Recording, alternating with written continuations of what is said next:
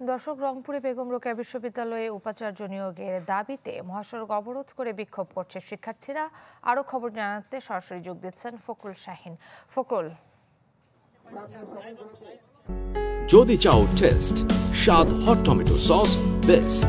স্বাদ hot tomato sauce এখন নতুন স্বাদে।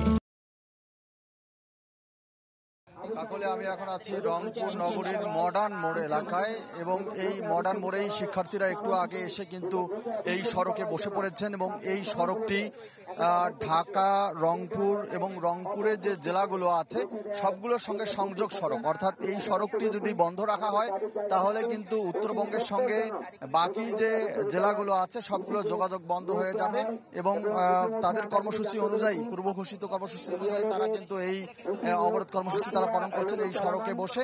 এবং তাদের যে দাবি, তারা বলছেন যে দীর্ঘ 1 মাসের বেশি সময় ধরে বেগম রোকেয়া বিশ্ববিদ্যালয়ে এখনো উপাচার্য নিয়োগ দেওয়া হয়নি। এই কারণে আসলে বেগম রোকেয়া বিশ্ববিদ্যালয়ে 1 মাসের বেশি সময় ধরে তারা ক্লাসে ফিরতে পারছেন না, অর্থাৎ ক্লাস হচ্ছে না।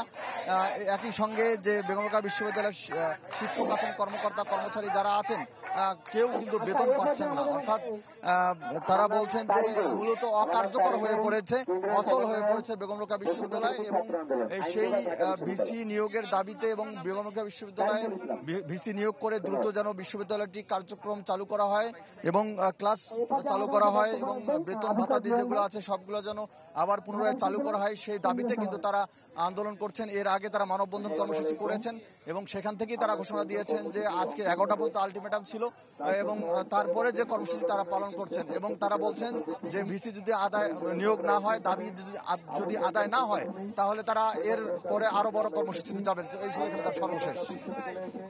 ফখরুল, আপনাকে ধন্যবাদ।